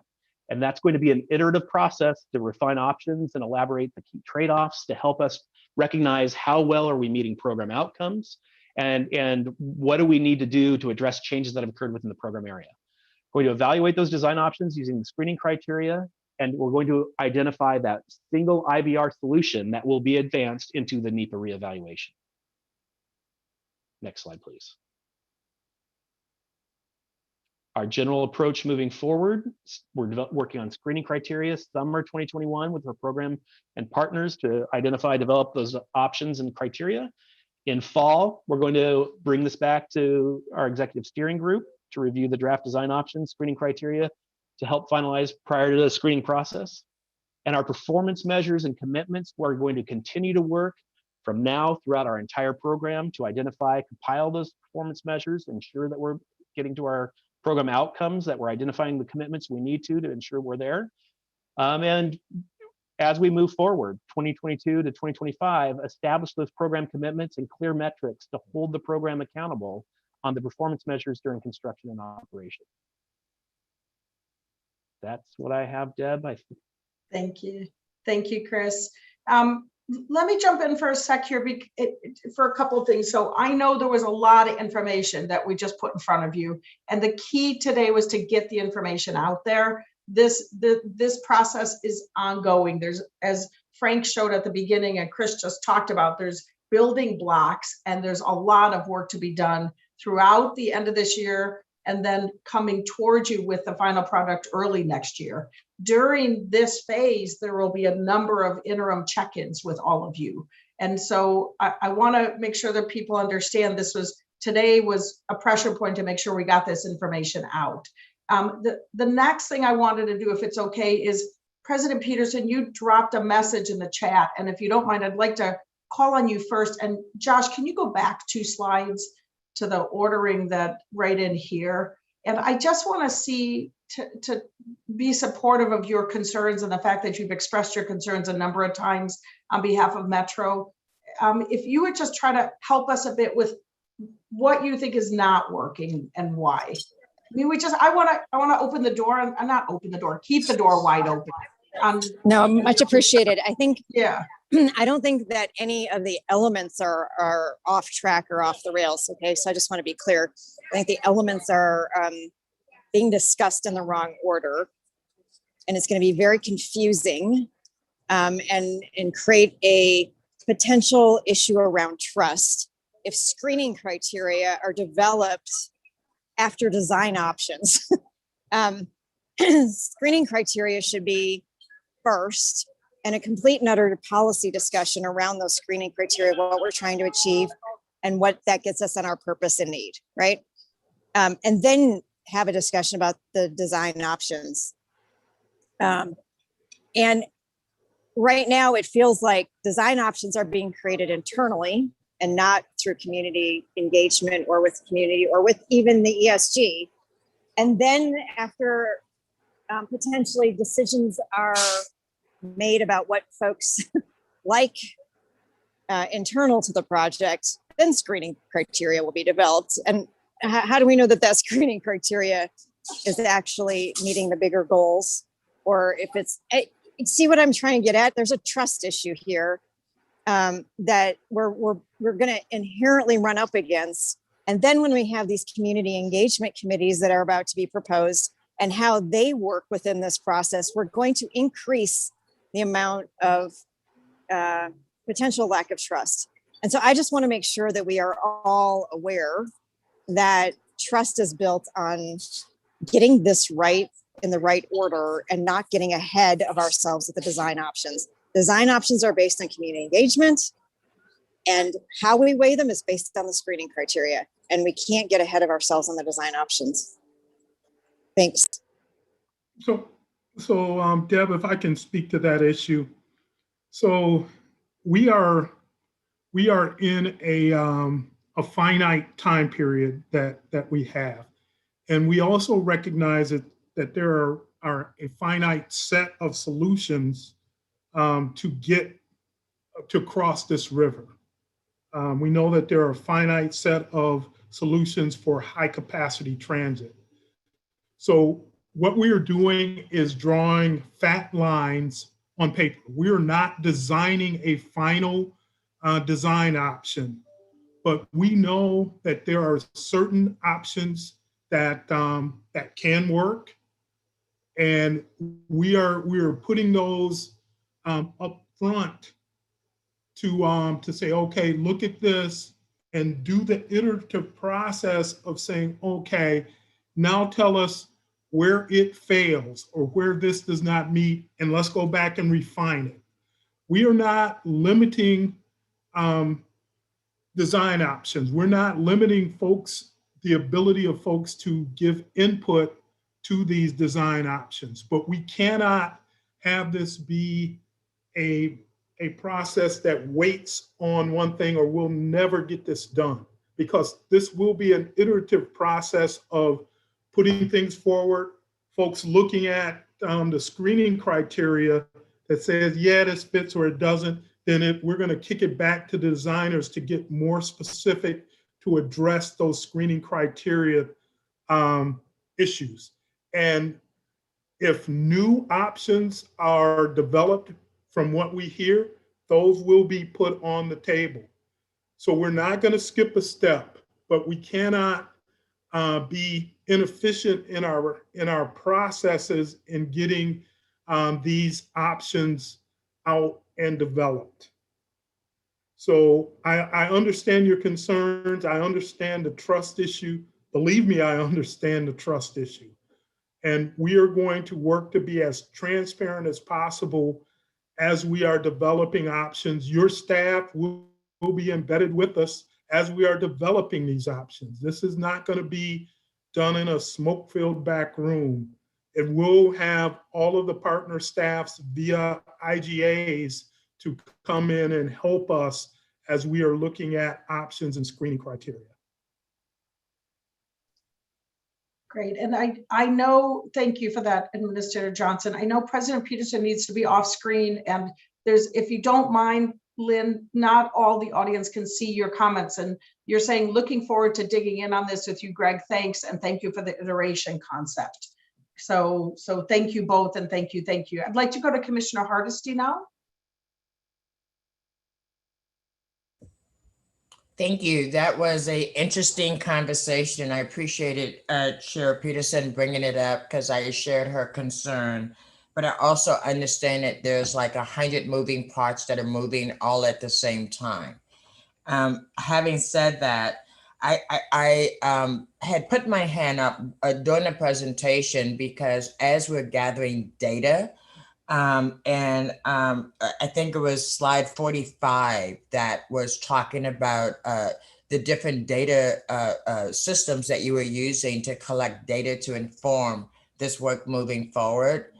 And yeah, yes. And so thank you. Oh, that was good. I did remember the right one. I'm better than I thought. My question was, can we dig deeper into data sets so that we get real information about how this information plays out in different racial and ethnic groups? Because again, if we're talking about equity and we're talking about justice and climate justice and mitigating previous bad behavior, it'd really be good to know, are the walks longer for communities of color who are trying to get to transit? Is that part of the data that's going to be collected? So I'll give you my answer, and I'm going to ask John L. to jump in as well. We have done some demographic slices of data, and we're going to continue to do that to look at disparate impacts on different groups in the region. But yeah, those type of analyses will be completed. So John L., I don't know if you had anything that you wanted to add on to that. Yeah, thank you, Greg and Commissioner Hardesty. That's a terrific question. And at our upcoming EAG meeting on Monday, we're going to continue to have the discussion concerning the screening criteria.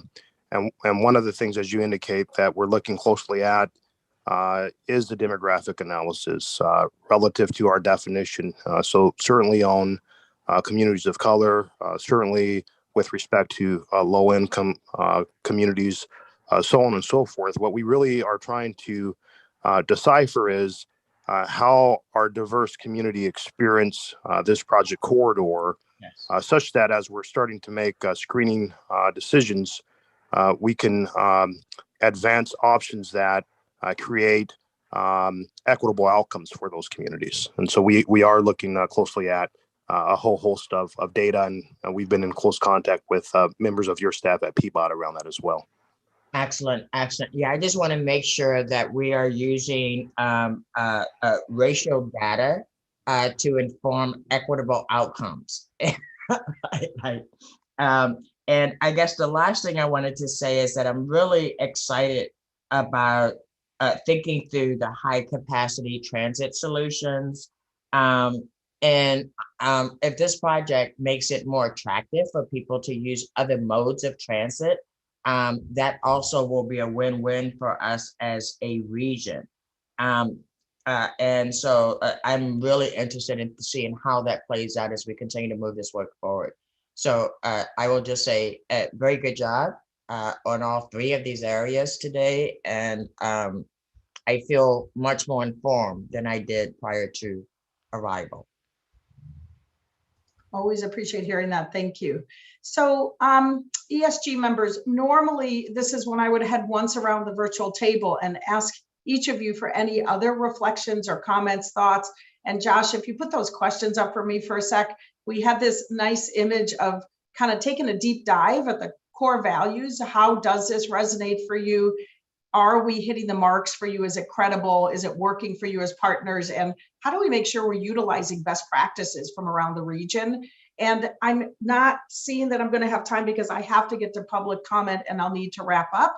But I do want to ask if there's anybody else that wanted to kind of quick put their hand up for any quick reflections. And as I said, this is going to be coming back to you at your next meeting. So we'll touch on it lightly today, but just want to give a minute because I am efficient on the backside of the meeting. I can do my wrap up quickly.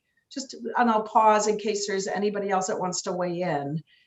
And Commissioner Hardesty, go ahead and I'll let others think if you want to wave a hand or say a few remarks. Yes, go ahead. Yeah, I just wanted to quickly say that as far as utilizing best practices, I hope we would be using worldwide best practices and not limit ourselves to best practices in the region.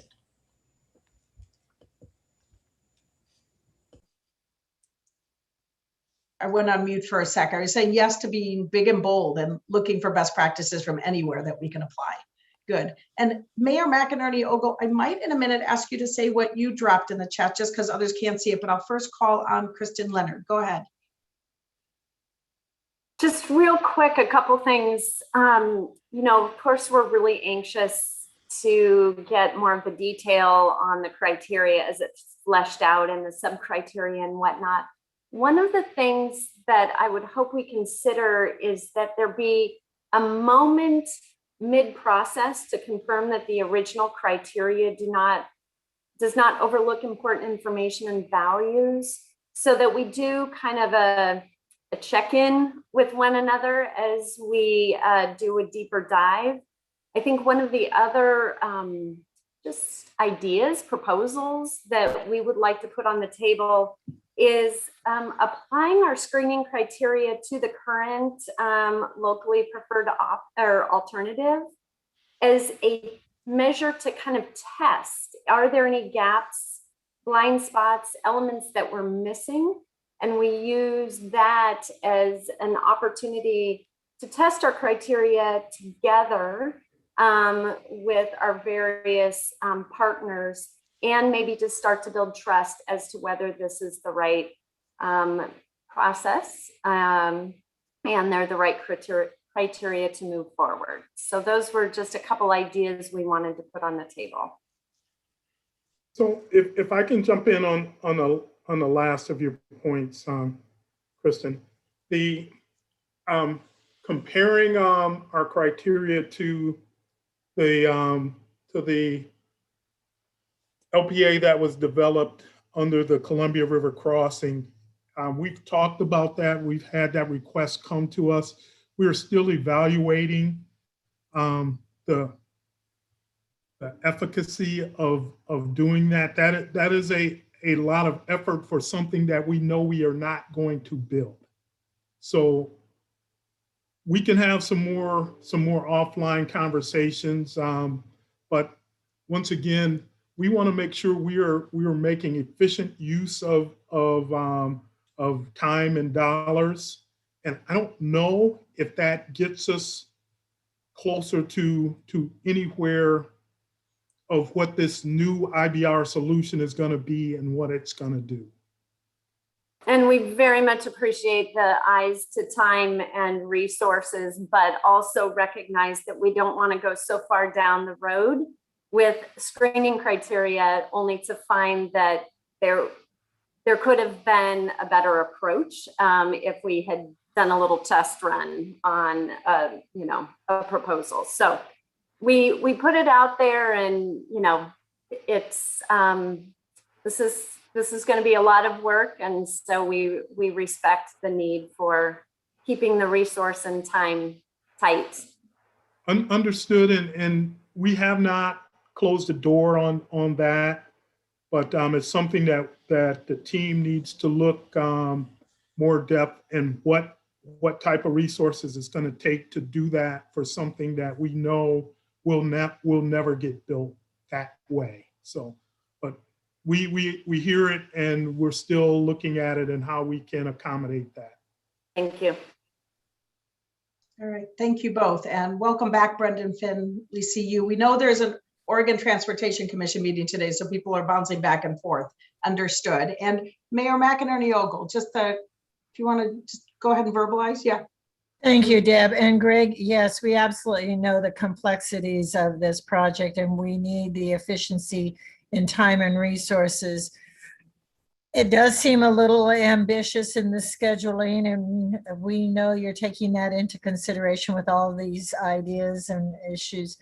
But just make sure we need the details as soon as they're available for all those key milestones, and that when those decisions are coming up, we need time to take all of that technical work back to our community, back to our councils, have those conversations before we make those decisions. Understood. We're hoping in our next meeting, which will be September, to have a diagram. We're currently developing it. We call it the fishbone diagram, and you'll see why when you see it. It looks like a skeleton of a fish, but that will give details as to specific timing of data gathering, of when conversations will go forward publicly, and it gives opportunity. We have timeframes. We understand the timeframes necessary for folks to go before commissions and boards for approval. So all of those things are taken into account in that diagram. So we will be getting that to you guys in September as we complete it.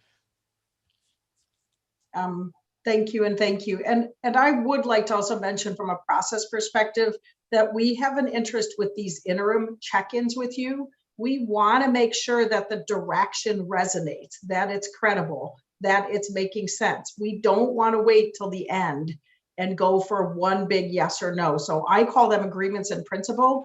You might hear us say AIP once in a while. That's what that means. That means that at a conceptual level, the pieces are starting to work. We're not asking for a full-on consensus support in those moments. We're saying, are we doing this well enough?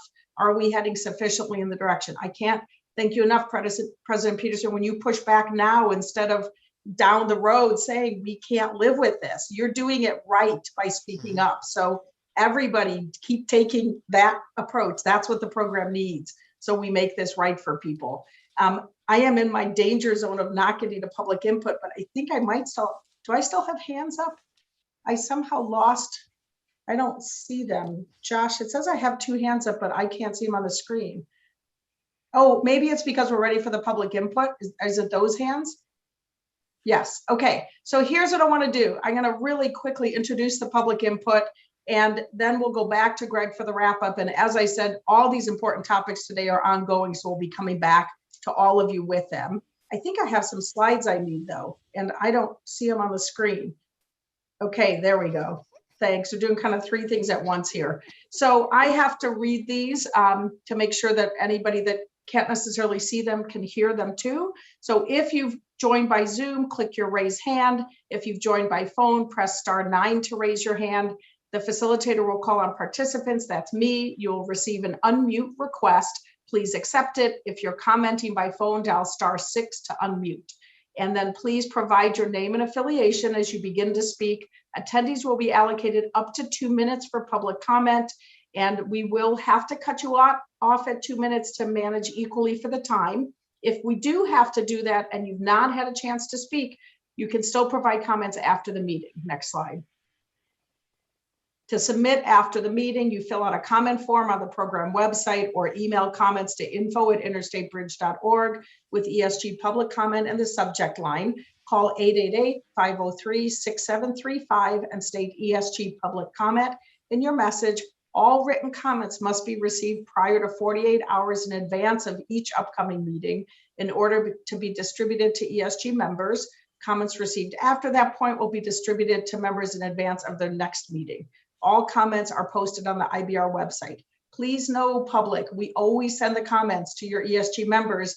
And also just please remember, we will not be discussing these with you directly here at the meeting. It's just an opportunity to speak. Okay, anything else on slides? Am I done? Okay, we're ready to go. So I think I have 2 hands up, is that correct? And my team's gonna help me. I think I'm calling first.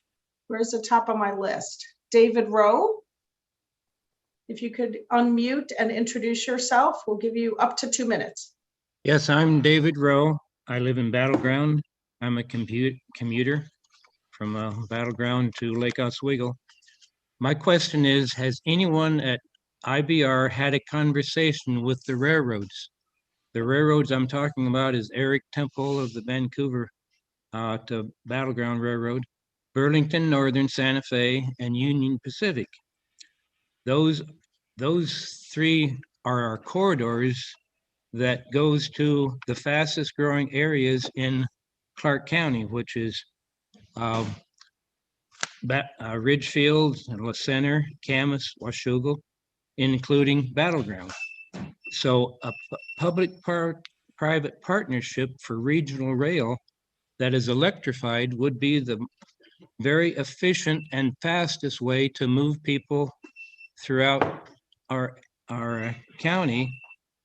And the railroads are already existing. So I think you should talk to the railroad and have some study made by Hatch or LTK to see if this would be feasible. So that's my comment. We need to save the planet, and relying on cars and rubber-tired vehicles is not as efficient as electric railroads. Thank you.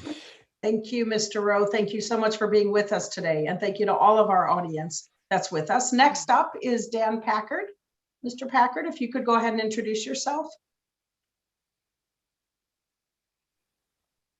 Hello. You might still be on mute. There you go. Okay. Hello. I'm Dan Packard. I'm on the Clark County Bicycle Pedestrian Committee, and there's 2 things that concern me with this IBR so far. One is that I understand the community advisory group does not have 1 member on it that is represents the bicycle and pedestrian community in either Vancouver or Portland. And the second concern is some of the preliminary drawings or pictures I've seen have shown like 3 or 4 lanes added on Hayden Island, where parallel to I-5, that will obliterate many businesses on the island, like Stanford's, Denny's, Starbucks. And that is just completely ridiculous that they're looking at something like that. That's not sustainable, and we need better representation for sustainability with the bicycle and pedestrian community. Thank you. Thank you for joining us, Mr. Packard, much appreciated. And thank you again to our audience and our public. We did just have those 2 hands for public comment. And so we're grateful to people speaking up. We're grateful to the democratic process and the ability to have those freedoms, and always happy to have our audience and our publics with us. And so very much engaged through our advisory groups and our community engagement process. So I'm going to move on to next steps now. And we have a couple important messages for you in our logistics. We did this time wrap up a whole lot of really amazing engagement into 1 slide. And what I mostly want to do with this slide is to direct all of you to the website, to our executive steering group members and our audience. There has been a huge amount of activity that's occurred and a lot more to come. In May and June, we had community listening sessions related to quite a number of different activities, all posted on the website, all the recordings, all the great summaries. We are launching community working groups. They got mentioned a couple times. We're going to have more information to come at your next meeting, but there are 4 of them: multimodal commuter, downtown Vancouver, Hayden Island, Marine Drive, and active transportation. So works in progress, ESG members with your teams, and lots of great work to come. And we're also, the case for IBR video and fact sheet is on the website, and really great. It's interstatebridge.org/case4IBR. And it helps to share why bridge replacement is a high priority for both states and economically significant. It spotlights Administrator Johnson, a bunch of other great people, and really worth the view. If you have some minutes, we encourage you to do so. And there's ongoing work for bridge stories. And there are some that have been done. These are also videos, short, they're on social media, on the website, and they help to have real people and all of you, we hope, sharing what would a replacement bridge mean to members of the community and to local stakeholders. So again, encourage you to check those out, and just lots of the great engagement that's happening throughout. I do want to go to the next slide with next steps, and then we'll be able to wrap up if I could keep you for just one more minute. First, most important message: inadvertently, your September meeting was scheduled on Yom Kippur, which is a major Jewish holiday. It would make it difficult for many to attend. So we are currently looking for another meeting date. We're really, fingers crossed, hoping that right near that meeting date, we can lock something in the next 3 to 4 days. We're already in touch with your schedulers, and so appreciate your patience on that. We also have, as you've heard, a lot going on. And in allowing the work to progress, as you know, we did cancel your August meeting. There's a lot of informal meetings, small group meetings, meeting with congressionals. The technical work is full steam ahead, and we really just need to let that progress happen so that when we come back in September, we will have once again a full agenda focusing on the progress and feedback on technical work. We will be engaging with you throughout, so it'll be another important touch point in September. Update on legislative communications, CAG and EAG report out, so Community Advisory Group and Equity Advisory Group, and plenty more. Okay, and so I just want to turn it back over to you now, Greg, for a summary and anything else you wanted to say in closing. Okay, so thank you, Deb. One of the things that one of the themes that we hear, and I've heard clearly from our bi-state legislative group, is they do not want us to bring a fully baked cake to them at the end of the process and say, here you go, sign off on this. So we understand that, and that's how we are approaching this with both ESG, CAG, as well as the EAG, is to make sure that you are up to speed at every step as we are analyzing data, as we are putting options and screening criteria together. We want to make sure that you and your staff have time to digest where we're going. Once again, our IGAs are critical to this, to make sure your folks are embedded with us and helping us stir the recipes together and put this thing together as we can walk this through each of these groups to understand where we are at and take their input. So I am, and Commissioner Hardesty, I see your comment. We are hoping to get to those answers towards the end of this year or into early next year, with the thought of having a final look at this thing by the bi-state ledge in early spring. So this is the path we are on. One of the things we need to be aware of is the conversation that's happening in Washington, D.C. about funding for infrastructure. We do not want to miss a window to be a part of that discussion. So therefore, we put out the case for IBR. We circulated it to the congressional offices along with other fact sheets that position us here regionally as well as nationally for that type of conversation. But I want to thank everyone for their comments. We are listening. we are taking into account the things that you say, and we are trying to make this program meet the expectations that you guys have set for us. So with that, Deb, I'll end my comments, and we're 5 minutes over, but it was a great meeting, a lot of good information and good comments. Thank you, thank you. Thank you, everyone. Thank you, Executive Steering Group members, and everybody take care and stay safe. Thank you. Meeting adjourned.